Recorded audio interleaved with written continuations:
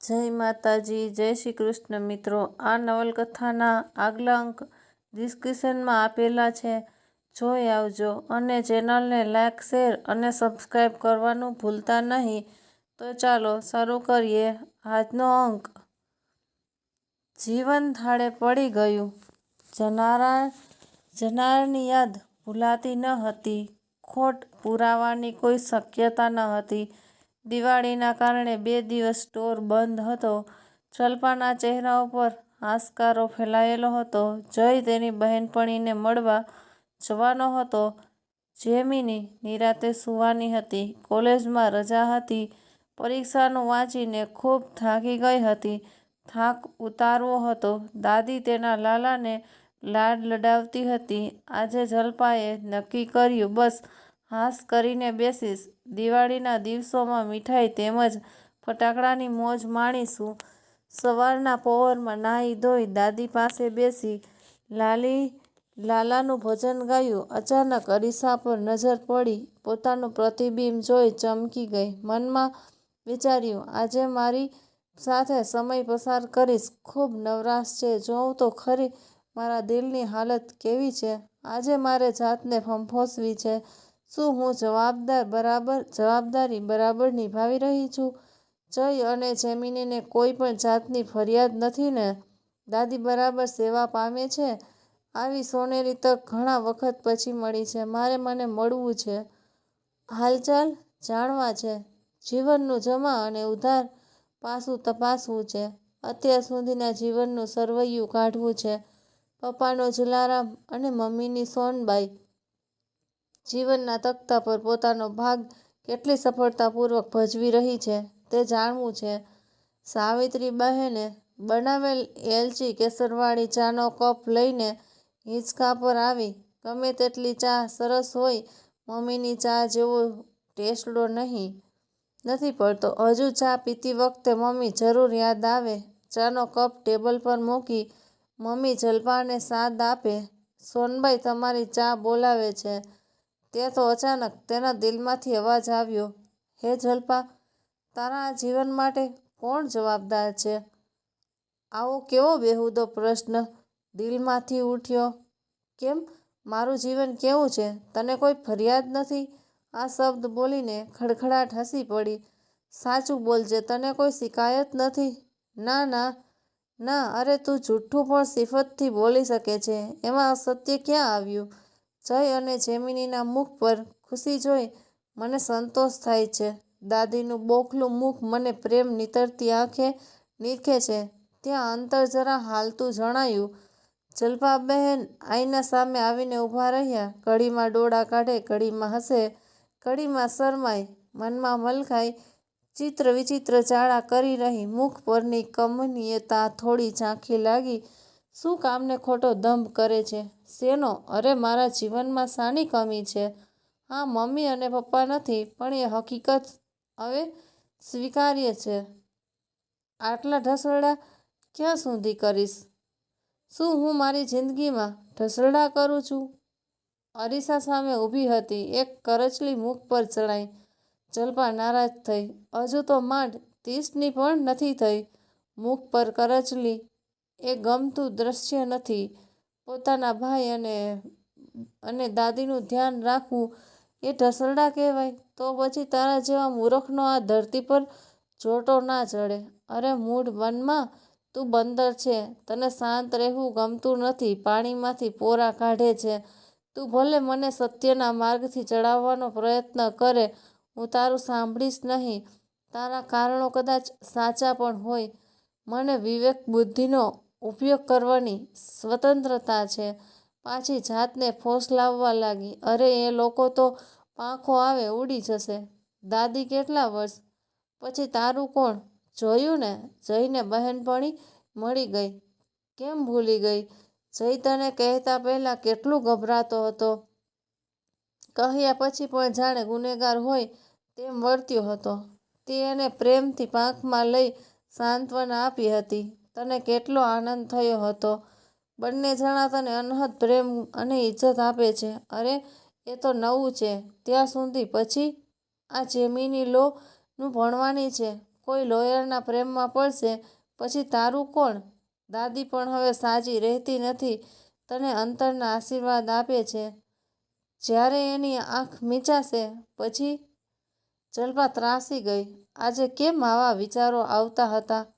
દિવાળીના દિવસોમાં શુભ વિચારને બદલે તેનું અંતર મન તેને છંછેડી રહ્યું હતું. ઉશ્કેરાટમાં તે ધ્રુજી રહી હતી. હે મન, મહેરબાની કરીને શાંત થા. ખોટા વિચારો કરીને તું મને ડગાવી નહીં શકે. તું કેમ ભૂલે છે મમ્મી અને પપ્પા અકસ્માતમાં ગયા ત્યારે જય અને જેમિની નાના હતા. દાદી તો સાવ પડી ભાંગી હતી. મને શું માતા અને પિતાએ લાડ નહોતા કર્યા? મારે શું સ્વાર્થી થઈને મારી જિંદગી જીવવાની હતી? શું મનુષ્ય અવતાર મળ્યો તેને ઉજાડવા મળેલો અવસર વેડફી દેવાનો હતો? હે મન, શાંત થા.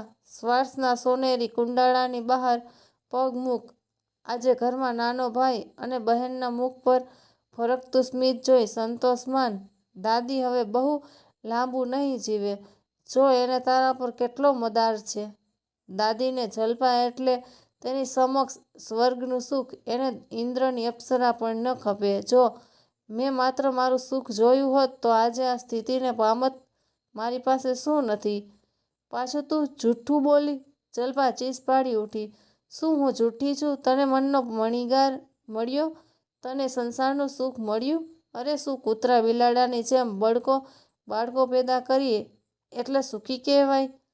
માનવ બની જીવન જીવવું એનાથી અધિક સુખ ક્યું છે? જમણો હાથ છાતી પર મૂકીને બોલ. તને મન નથી થતું કે તને કોઈ ચાહનાર હોય, તારા પર ફિદા હોય? આઈનામાં જો, તું કેટલી સુહાની અને સુંદર છે. અજાણ્યાને પણ પ્રેમ કરવાનું દિલ થાય તેવી તું છે. તારો પ્રેમનો સંસાર અને બાળકોથી ઘરનું આંગણું કલ્લોલ કરતું હોય. જો સાચું કહું, શરૂમાં જ્યારે ખૂબ થાકી જતી હતી ત્યારે આ બધું છોડીને ભાગી જવાનું દિલ થતું હતું. ઈશ્વર સાથે ઝઘડતી પણ હતી. વળીને પાછું ઘરમાં બધાની છાનું મારા જીવનનો શું ઉદ્દેશ છે? હું હતી કેવડી, માત્ર 20 વર્ષની કન્યા. ક્યાં ગઈ મારી જુવાની? હા, નાના ભાઈ અને બહેન વહાલા ખરા, પણ હવે તો મોટા થઈ ગયા. આ બધી જવાબદારીમાંથી હું ક્યારે છૂટીશ? મિત્રો, ચેનલને સબસ્ક્રાઈબ કરી લાઈક શેર કરી દેજો. તેવા સમયે પપ્પા યાદ આવતા. મારો જલારામ શબ્દ કાનમાં ગુંજતો અને ગુસ્સો બરફની માફક ઓગળી જતો. અજંપો ખોરવાઈ જતો. પપ્પાએ મૂકેલા વિશ્વાસનો ઘાત કોઈ પણ ભોગે ન થાય. હું મન મક્કમ કરતી. મને જ શા માટે ઈશ્વરે આવું દુઃખ આપ્યું? મારા કયા જન્મના કર્મોની આ સજા છે? આજે જલ્પા રણચંડી બની હતી. જીવવું કે હોમાઈ જવું, આને દુઃખ કહેવું એ સારી ભાવના નથી. અકસ્માત આવે અને પરિસ્થિતિ બદલાય તો માનવ તેની સામે મસ્તક ઉઠાવે. કાયર બની હાર ન માને. જરા શ્વાસ લે. જો આ સરસ મજાનું ઠંડુ પાણી પી. ઊંડા પ્રાણાયામ કર. મનને શાંત થવા દે. ચિત્તને કાબૂમાં રાખવાનો પ્રયત્ન આદર. હવે વિચાર, શું તને તારી એકલતા સતાવે છે? પૂનમનો ચાંદ જ્યારે બારીમાંથી ડોકિયા કરતો જણાય ત્યારે તારું બદન શું માંગે છે? તારો પ્રેમી તને બાહોમાં સમાવે, તારી મનની મુરાદ પૂરી કરે, તને સ્વર્ગની સેર કરાવે. તારું તન અને મન એ આહલાદક અનુભવ કરવા તરસે છે. પ્યારથી વેલની માફક કોઈને લપેટાઈ જઈ તેનો ભીનો ભીનો સંગ માણવા મન અધીરું નથી? જલ્પા હોશ ગુમાવી રહી હતી. અચાનક ખુરશી પરથી ઊભી થઈ પોતાના કમરામાં ઝડપથી આંટા મારવા લાગી. પગમાં જેમ જોમ આવતું ગયું તેમ મન સ્થિર અને શાંત થયું. જાત પર અંકુશ લાવી અને સ્થળે ઊભી રહી. જલ્પા, તને આજે શું થાય છે? તારા મનનો ઉભરો ઠાલવવો હોય તો ઠાલવી. મનને શાંત કર. એમાં જરાય વાંધો નથી. શું આ પરિસ્થિતિમાંથી પસાર થવા તને કોઈએ દબાણ કર્યું હતું? ના, આ માર્ગ તે સ્વેચ્છાએ સ્વીકાર્યો હતો. હા, તને માતા અને પિતા પ્રત્યે ખૂબ આદર અને ભક્તિભાવ હતો. હા, તને લાગ્યું કે આ તારી ફરજ બને છે. હા, તારા માતા અને પિતાને તારા પર સંપૂર્ણ વિશ્વાસ હતો. એમાં શંકાને સ્થાન નથી. તને ખબર હતી આવી વિકટ પરિસ્થિતિનો તારે સામનો કરવો પડશે. અરે, આવું તો મેં સ્વપ્નમાં પણ વિચાર્યું ન હતું. આવી પરિસ્થિતિમાં બીજો કોઈ માર્ગ તને જડ્યો હતો? જે માર્ગ મેં અપનાવ્યો હતો તે ઉત્તમ હતો. મારા માતા અને પિતાએ મારામાં મૂકેલો ભરોસો મને આ માર્ગ લેવા ઈશારા કરી રહ્યો હતો. મને કોઈએ જબરદસ્તી કરી ન હતી. મેં સ્વેચ્છાએ આ માર્ગ ગ્રહણ કર્યો હતો. તને આટલા વર્ષે શું આનો અફસોસ છે? હોય કંઈ? મને ખૂબ ગર્વ છે. તો આજે તું આ શેનું પ્રકરણ લઈને બેઠી છે? કોને ખબર કેમ આજે મારું દિલ અંદરથી બળવો પુકારે છે, જે આજ પહેલાં સળવળ્યું પણ ન હતું. હા, ક્યારેક ઉછળકૂદ કરતું હતું, પણ હું આંખ આડાકાન કરતી હતી. હવે જ્યારે જય અને જેમિની તેમની રાહ પર ચડી ગયા છે, મંજિલ પર કૂચ જારી છે, ધ્યેયને પામશે તેવી ખાતરી છે, એ ટાણે મને હવે આવું સૂઝે છે. લે મન, હું તારું વચન સાંભળું છું. આજે ખુલ્લે દિલે મારી પાસે એકરાર કર, તું શું ઈચ્છે છે? મન બબડ્યું, હવે હું શું બોલું? જ્યારે બોલી તારા કાન પકડ્યા ત્યારે તું બધિર થઈ ગઈ હતી અને કચડી નાખ્યું હતું. મારી સામે તડૂકી મને શાંત રાખી ધુઆપુઆ થઈ તું રિસાઈ જતી. એ સમય અલગ હતો. જય અને જેમિની નાના હતા. મન, તું તો ઉસ્તાદ છે. તને જો મેં વાર્યું ન હોત તો આજે આ પરિણામ જોવા ન મળ્યું હોત. મારા નાના ભાઈ અને બહેનને તેમના જીવનમાં ઠરવાનો લાવો ન મળ્યો હોત. બસ, હવે ભૂતકાળની વાત ન વગોળ. આજે મારી પાસે પૂરતો સમય છે. કોઈ નવો રાહ દેખાડ. તને ખબર છે, તારી ઉંમર 32 વર્ષની થઈ ગઈ. તો શું હું હવે બુઢી થઈ ગઈ? ના, બુઢી તો ન કહેવાય, પણ પરણવાની ઉંમર વટાવી ચૂકી છે. શું સ્ત્રીના જીવનમાં એક જ ધ્યેય હોય? ઉંમર થાય એટલે પરણવાનું, સાસરીમાં પ્રેમે સમાવાનું. જેને જાણતા પણ ન હતા તેમને પોતાના માનવાના. ભણતર સારું હોય તો કમાવા જવાનું, પતિને પરાણે પ્રેમ કરવાનો, પોતાની ઈચ્છાઓનું દમન કરવાનું, બાળકો મશીનની માફક પેદા કરી તેમની જિંદગીમાં ઉલઝાઈ આખી જિંદગી ઢસરડા કરવાના. આ સિવાય સ્ત્રીને બીજું કંઈ કરવાનો અધિકાર નથી. છી છી, આવા કેવા વિચાર મને આવે છે? સ્ત્રીનું જીવન તો પવિત્ર છે. સ્ત્રી છે તો આ ધરા પર માનવ જાતિ ટકી રહી છે. ન પરણવું એ મારો પોતાનો વિષય હતો. નાના ભાઈ અને બહેનને મારે સુંદર જીવન આપવું હતું. દાદી, જે મારા પિતાશ્રીના મા છે, તેમની આંતરડી ઠારવી હતી. હે મન, તું મને બહેકાવ નહીં. હે મન, તને માર્ગ બતાવવાનું હતું, કહ્યું હતું, રૂંધાવાનું નહીં. મન મુસ્કુરાઈ ઉઠ્યું. લે મન, હું તને શાંતિથી સાંભળું છું. સત્ય અને જવાબદારીપૂર્વકનો માર્ગ ચીંધજે. પાછી જવાબદારી કેમ? જઈને હજુ એક વર્ષ IITનું બાકી છે. જેમિની કોલેજમાં આવી, હજુ તેને પણ 5 વર્ષ પાકા. ઓહ, ત્યાં સુધીમાં તું 40ની થવા આવશે. પછી માળા ફેરવજે. તારી સાથે વાત કરવી જ નકામી છે. તો શું મારી આટલા વર્ષોની તપસ્યા પાણીમાં જવા દઉં? જીવનની બગિયાને ખીલવી શું હવે તેને અડધે રસ્તે ત્યજી મુરઝાવા દઉં? ઓમ શાંતિ શાંતિ શાંતિ. જલ્પાએ શાંતિનું ઉચ્ચારણ કર્યું. મન જાણે એનું ગુલામ બની ગયું. આજે સવારથી મન તે આ શું તોફાન માંડ્યું છે? મારા છેલ્લા વર્ષોની તપસ્યાની હાંસી ઉડાવે છે. જો તારે મારી લાકડી ન બનવું હોય તો કાંઈ નહીં. મારા કાર્યમાં ટાંગ અડાવીને તારે શું પામવું છે? મારો સ્પષ્ટ વિચાર તને સંભળાવું છું. હું જલ્પા શાહ ગીતા પર હાથ મૂકી સત્ય કહીશ. સત્ય સિવાય બીજું કાંઈ જ નહીં કહું. મેં સ્વેચ્છાએ મારા માતા અને પિતાના અકસ્માતમાં થયેલા નિધન પછી કુટુંબની ભરણપોષણની જવાબદારી ઉઠાવી છે. મને કોઈએ દબાણ કર્યું ન હતું. માતા તેમજ પિતાના સંસ્કાર દીપાવવા જે મને યોગ્ય લાગ્યું હતું તે નિસંકોચ કર્યું. મનની તાકાત ન હતી કે એક શબ્દ પણ ઉચ્ચારી શકે. તે નિઃશબ્દ બની ગયું. મનોમન શર્મિંદુ બની ગયું. છેલ્લા 3 કલાકથી જે ઊંધામાં મચાવતું હતું તે વિસરી શાંતિની ગહેરાઈમાં ડૂબી ગયું.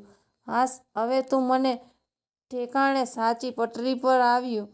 મને મારા કુટુંબ પ્રત્યે પ્રેમ છે. જીવનમાં સાચો રાહ દર્શાવવા બદલ મારા માતા અને પિતાના સંસ્કાર તેમજ પ્રેમે અગત્યનો ભાગ ભજવ્યો છે. તેમણે મૂકેલો વિશ્વાસ મારા જીવનનો શ્વાસ છે. અચાનક યાદ આવ્યું, આજે દિવાળીનું મંગલ પર્વ છે. આ શું હું સવારના પહોરમાં વિચારી રહી છું. ઉઠાડવા દે જેમિનીને. નાહી ધોઈને તૈયાર થઈ જાય. દાદી આરતી ટાણે બધાને બોલાવશે. હજુ તો મારે જઈને ફોન કરવાનો છે. જીનીને લઈને રાતના આવે. આજે બધા સાથે બેસી જમીશું. જલ્પાનું મન ઘનઘોર વર્ષા પછીના નિર્મળ નભ જેવું થઈ ગયું હતું. તેના અંતરમાં આનંદ છવાયો. ચોપડા પૂજન માટે શુકનની ડાયરી મૂકી. લક્ષ્મીજીનો સુંદર ફોટો, માતા અને પિતાનો ફોટો મૂક્યો. કનૈયો તો હોય જ. હાર અને આસોપાલવના તોરણથી ઘર શણગાર્યું. સાવિત્રી બહેનને પણ લાપસી રાંધવાનું કહ્યું. ગરમા ગરમ ભજીયા, જે પપ્પાને ખૂબ ભાવતા, તે બનાવવાના હતા. જેમિની અને જલ્પાએ સાથે મળી સરસ મજાની રંગોળી કરી. ચાલો ત્યારે દિવાળીના દીવડા પ્રગટાવીએ. ફટાકડા ફોડવાની સહુ સંગે મજા માણીએ. જલ્પા સ્ટોર ચલાવવામાં સફળતા પ્રાપ્ત કરી રહી હતી. હવે તો 10 વર્ષ પણ થઈ ગયા. મમ્મી અને પપ્પા હવે સ્વપ્નમાં કામ વગર ન આવતા. તેમણે દીકરી પર ભરોસો હતો કે બધું થાળે પાડે એવી દીકરી છે. તે જ્યારે થાકતી આવતી ત્યારે સાંત્વના આપવા આવી જતા. તેમને પોતાના લોહી ઉપર અતૂટ વિશ્વાસ હતો. જલ્પાનો ઉછેર એવી રીતે થયો હતો કે સંશયને સ્થાન ન હતું. કદાચ તેને કારણે જ પપ્પા અને મમ્મીએ તેને સુંદર રીતે પાળી પોસીને મોટી કરી હતી. માનવી તો ભવિષ્યની ઘટનાઓથી અજાણ હોય છે. ચિત્રગુપ્તના ચોપડામાં બધું જ લખેલું હોય છે. જલ્પાના સ્ટોરની એક બાજુ જતીનનો આધુનિક ઉપકરણનો સ્ટોર હતો, ત્યારે બીજી બાજુ એક ફાસ્ટ ફૂડ રેસ્ટોરન્ટ હતી. ત્યાં બધી જાતનું ચટાકેદાર ખાવાનું મળતું. નામ પણ એવું અલમસ્ત હતું કે લોકો નામ વાંચીને પણ એક વખત ખાવા લલચાય. નામ હતું મનપસંદ. જે મનપસંદ વાનગી માગો, 10 મિનિટમાં તમારા ટેબલ પર હાજર હોય. તેનું નામ ખૂબ જાણીતું હતું. તેને કારણે ઘણીવાર જલ્પાએ ફાલતુ લોકોનો ધસારો પણ સહન કરવો પડતો. તેનો માલિક જુવાન હતો, અધૂરામાં પૂરું પરણેલો પણ ન હતો. જોકે આ મનપસંદને કારણે તેનો પોતાનો ધંધો પણ સારો ચાલતો હતો. 2 મિત્રો એ રેસ્ટોરન્ટ ચલાવતા. જીગરી મિત્રો હતા. વહેલી સવારે ખોલતા, જેથી લોકો નોકરી પર જતા પહેલા ચા કે કોફી પીવા આવે. દરરોજ સવારના ગરમા ગરમ બટાકા પૌવા અને ઉપમા તૈયાર કરી રાખે. ચોખ્ખાઈ તો તેમની જ જોઈ લો. ખૂબ સુંદર રીતે સજાવટ કરી હતી.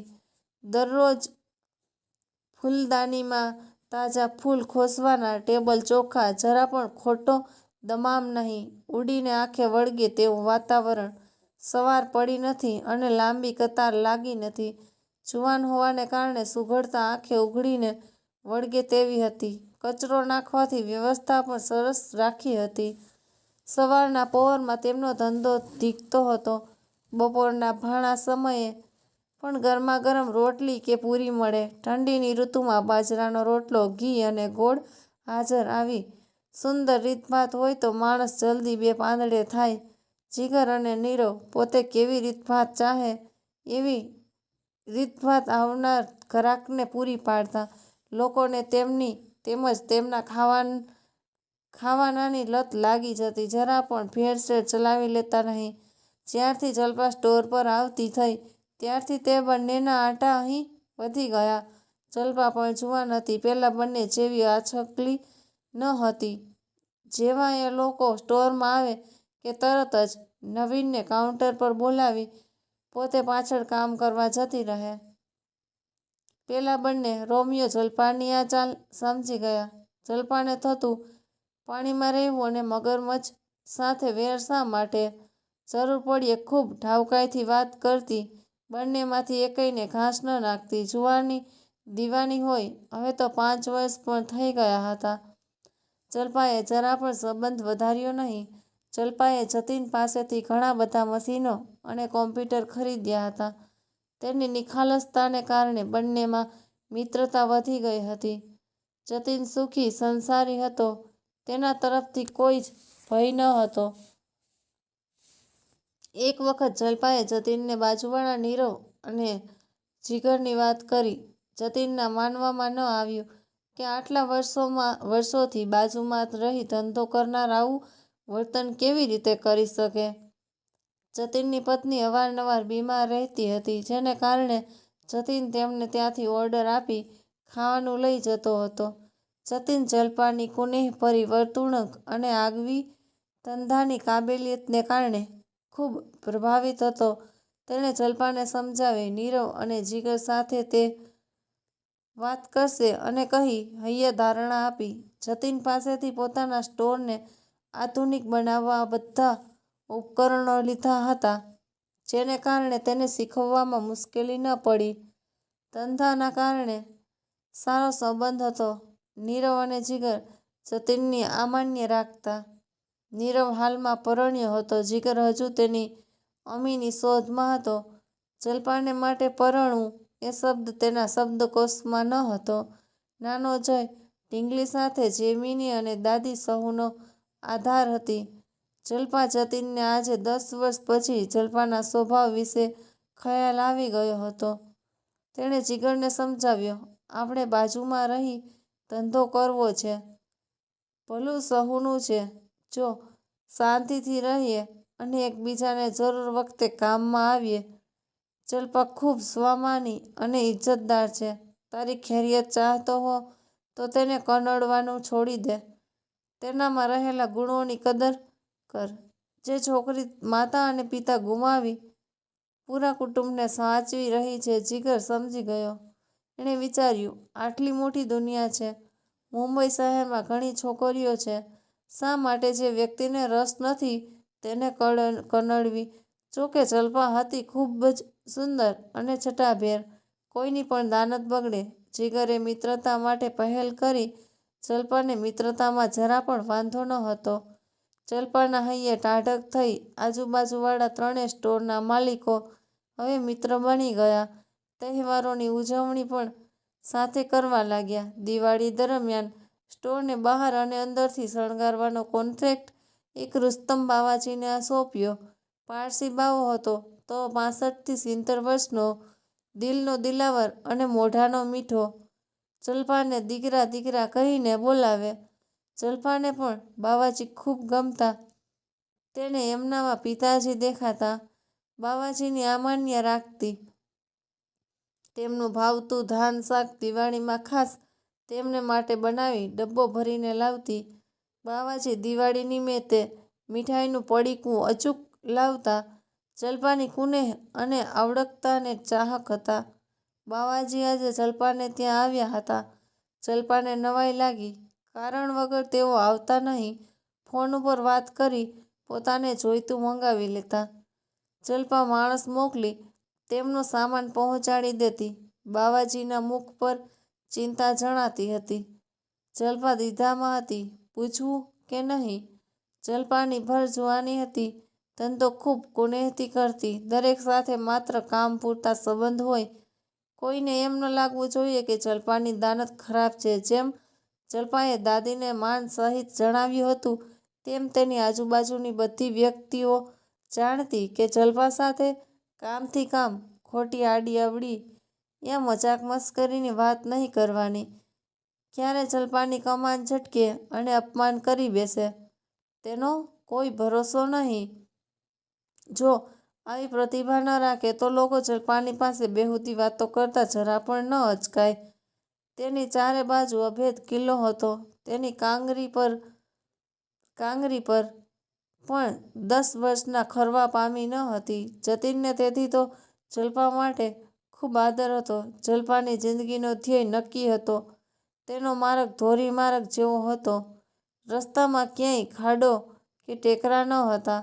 છતાં પણ ખૂબ સાવધાનીપૂર્વક પગલાં માંડતી. તેને નહોતું ખાડામાં ગબડવું કે નહોતો ચડવો હિમાલય. લક્ષ્ય હતું જય અને જેમિનીનું ભવિષ્ય. દાદીને વધતી જતી ઉંમર સાથે પ્રેમ અને કાળજી પરોસવા હતા. માતા અને પિતાનું નામ રોશન કરવું હતું. પોતે જે પ્રેમ પામી હતી તેવો પ્રેમ બાંટવો હતો. પેલો બાજુવાળો જીગર પણ હવે સમજી ગયો હતો. આ જીગરે બાવાજીની નાની દીકરી રોશન સાથે સંબંધ કેળવ્યો હતો. બાવાજી રહ્યા પારસી, તેમને શું ખબર પડે કે આ જુવાન કેવો છે. જલ્પાની બાજુમાં તેની મનપસંદ હતી. તેમને થયું કદાચ જલ્પા તેને વિશે જાણતી હશે. જીગર અને રોશન 3 વર્ષથી એકબીજાને જાણતા હતા. રોશન હંમેશા સવારનો બ્રેકફાસ્ટ મનપસંદમાં બેસીને કરતી. તેનું રોજનું ટેબલ નક્કી હતું. એ આવે એટલે જીગરને ખબર પડી જાય. રોજે તે 2 કપ ચા અને બટાકા પૌવા લેતી. સાથે પોતાનું કામ લઈને આવી હોય. લગભગ કલાક નીકળી જાય. એ કામમાં ડૂબેલી હોય. જીગર તેની તરફ જોતો હોય. જીગરને એની અદા ખૂબ ગમતી. રોજ આવતી હોવાને કારણે પરિચય કેળવાયો.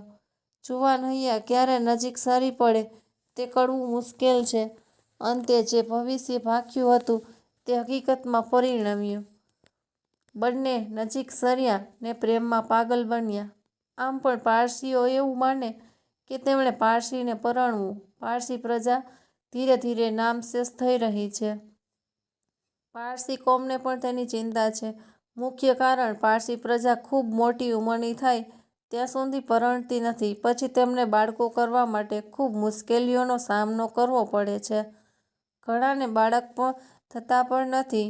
રુસ્તમજીની દીકરી રોશન ઘરમાં સૌથી નાની હતી. માતા ગુમાવ્યા પછી બાપ દીકરી ઘરમાં હતા. રોશનને જીગરથી પ્રેમ થયો હતો. રુસ્તમજી ખૂબ નારાજ હતો. દીકરીને સમજાવી શકવાની તાકાત ન હતી. જલ્પા તેને મન દીકરી સમાન હતી એટલે આજે વાત કરવા આવ્યો હતો. આવી વાત રૂબરૂમાં કરવી સારી એમ તે માનતા.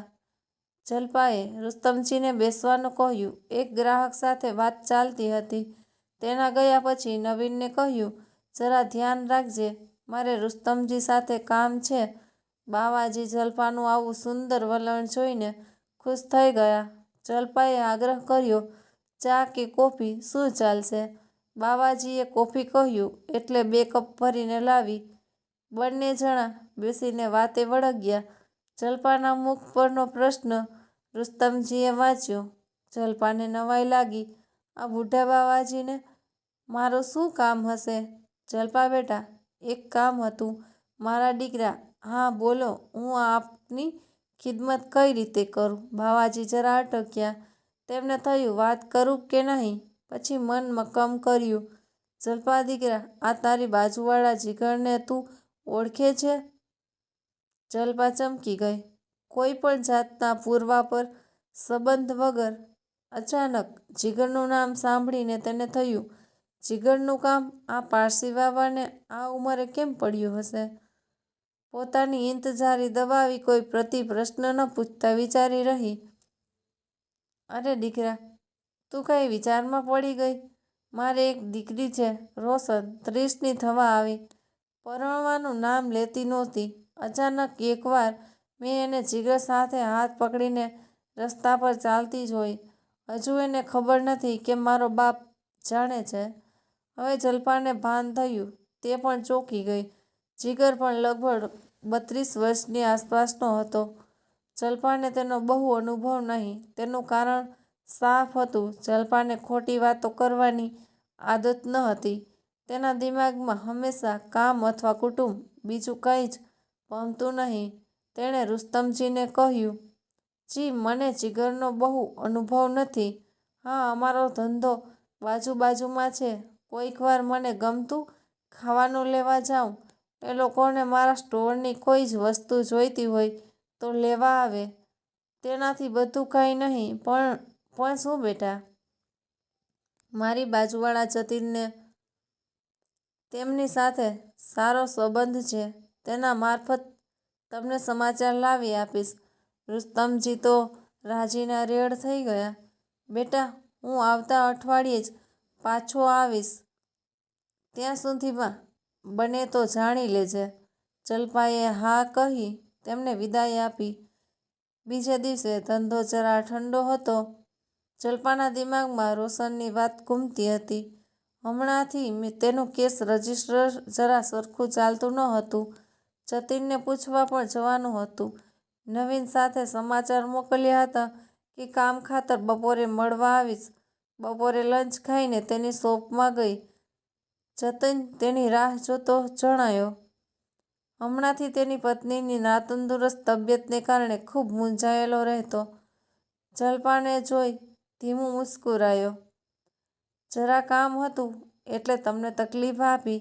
અરે કંઈ જ વાંધો નહીં કહી ખુરશી ખસેડી. જલપાએ પહેલાં કેસ રજિસ્ટરની વાત કાઢી. હું આવીને ચેક કરી જઈશ. ધીમેથી જલપા બોલી. બીજું એક કામ પણ છે. હું સાંભળીશ. મારાથી બનશે તે પ્રમાણે મદદ કરીશ. આપણા પેલા રુસ્તમજી બાવાજી છે ને? હા. તેનું શું? અરે ગયા શુક્રવારે આવ્યા હતા. તેમની દીકરી આ જીગરના પ્રેમમાં છે. તેઓ જાણવા માગે છે જીગર વિશે. હું ધારું છું ત્યાં સુધી જીગર સારા કુટુંબનો છે. જુવાનીમાં ભાઈ જરા સ્વચ્છંદ હતા. આ ધંધે બેઠા પછી ઠરીઠામ થયો છે. કમાણી પણ સારી છે. તેના પરિવાર વિશે ખાસ ખબર નથી પણ એ તો વાતમાંથી કઢાવી જાણી શકાય. જો વાંધો ન હોય તો 2 દિવસમાં માહિતી ભેગી કરી કહેજો. બાવાજી પાછા શુક્રવારે આવવાના છે. એમની પત્ની નથી. રોશન સૌથી નાની છે એટલે એમને જરા ચિંતા થાય છે. જીગર પારસી નથી. સ્વાભાવિક રીતે ચિંતામાં હોય. જતીનને થોડી ઓળખાણ હતી. જ્યારે તે ઘરે ટિફિન લઈ જતો ત્યારે જીગર બરાબર ચેક કરીને આપતો. જતીનની બીમાર પત્ની તરફ તેને સહાનુભૂતિ હતી. જલપા આ વિશે ખાસ જાણતી નહીં. તેનો સ્વભાવ ન હતો કે ખોટી પૂછપરછ કરે. આજે જ્યારે જતીન ટિફિન લેવા ગયો ત્યારે તૈયાર ન હોવાને કારણે જીગર સાથે ગપ્પા મારવા બેઠો. વાતમાં એવો પલટ્યો કે જીગરથી કહેવાઈ ગયું એક પારસી છોકરી તેની બહેનપણી છે. બંને જણા એકબીજાને ખૂબ ચાહે છે. જીગર તારા મમ્મીને વાંધો નહીં આવે ને? પરણવાનું મારે છે કે મમ્મીને? જતીનભાઈ, મને જેવી છોકરી જોઈતી હતી તે આ રોશન છે. વાતમાં નામ પણ કહી દીધું. જીગરના મુખ પરની ચમક અને ગંભીરતા જતીનને સ્પર્શી ગયા. ટિફિન લઈને ઘરે જવા તૈયાર થયો. જલપા પણ નીકળવાની તૈયારી કરતી હતી. જતીને બધી વાત કરી. રુસ્તમ બાવાને કહેજે તેની દીકરી સુખી થશે. રુસ્તમ બાવાના સિર પરથી 10 મણની શિલાનો ભાર હટી ગયો. દીકરીની પસંદગી પર નાજ થયો. ધીરે ધીરે જીગર સાથે હળવા મળવા લાગ્યા. હાશ, હવે મને મોત આવે તો પણ કોઈ વાંધો નહીં. ખુશીથી મરવાનો. રુસ્તમ બાવો હરખપદુડો થઈ ગયો. દીકરીને વિશ્વાસમાં લીધી અને પોતાની મરજી જણાવી. રોશન દીકરા, મને કોઈ વાંધો નથી. તું તૈયાર થાય ત્યારે કહેજે. તને જીગર સાથે પરણાવી દઈશ. કોઈ ભીતિ રાખતી નહીં. મારા મરવા પહેલાં આ કાર્ય પૂરું કરીશ. તારી માયની ખુદ જઈ વાત કરવાનો. જોયું, આપણી રોશન સુખી થઈ ગઈ. નજીકના ભવિષ્યમાં રોશન અને જીગરના લગ્ન થઈ ગયા. રુસ્તમ બાવો ખૂબ ખુશ થયો. તો મિત્રો, આ નવલકથાના આગલા અંક ડિસ્ક્રિપ્શનમાં આપેલા છે. ન જોયા હોય તો જોઈ આવજો અને વિડીયોને લાઇક, શેર અને ચેનલને સબસ્ક્રાઈબ કરવાનું ભૂલતા નહીં.